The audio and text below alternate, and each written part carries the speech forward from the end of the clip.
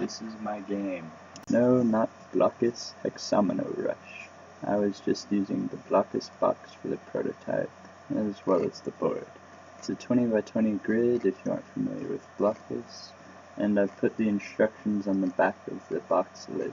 I will go over these while the game is being played, but first I will go over the contents. Other than the grid, you have the storage boxes, and the boxes inside of them you have both players' hexominos, red and blue, the player tokens and pawns, and finally the dice.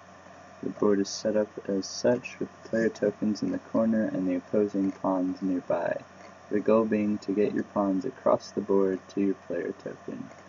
To start, both players have to place a hexomino near their pawns. For the prototype of the game, I use regular dice, and this key tells what each number means. 1, 2, and 3 are the hex face, 4 and 5 are the move face, and 6 is the replace face. Blue always goes first, and on a player's turn they roll the dice and play based on what they roll. Here blue rolls 2 hex faces, so they get to place a hexomino. Even if you roll 2 hex faces, you can only place 1 hexomino on the board per turn. Blue use their hexomino to try to block red. Now it's red's turn, and they roll a hex face and a move face. So they place a hexomino here, and move one of the pawns across the hexomino over to here.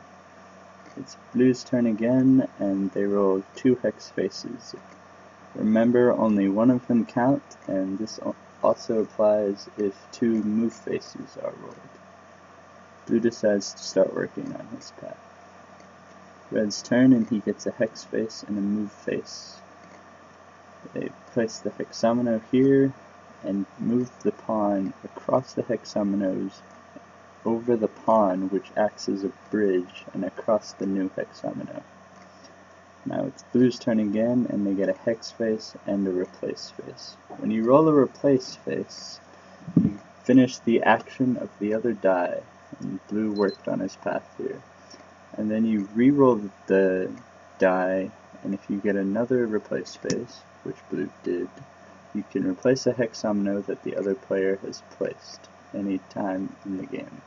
The new hexomino has to occupy at least one of the same squares as the replaced hexomino. Blue replaced red's hexomino and stranded one of red's pawns. Now let's skip ahead a bit. Blue has completed a path across the board and is working on getting their pawns to the token. Right now red is struggling, having to use a pawn to bridge blue's path. Let's skip to the end to see who won. Blue has won the game. Red could have won, but near the end game, blue got another replace, stranding the majority of red's pawns, as you can see. You may notice an abundance of extra hexominos around the board. This is because you must always place 1 hexomino when you roll a hex face. If you don't have anywhere to place your hexomino, you lose the game. Hexomino Rush is more luck-based than skill-based, but skill does affect the game a great deal. So that's Hexomino Rush, created and in this video narrated by Codiferus.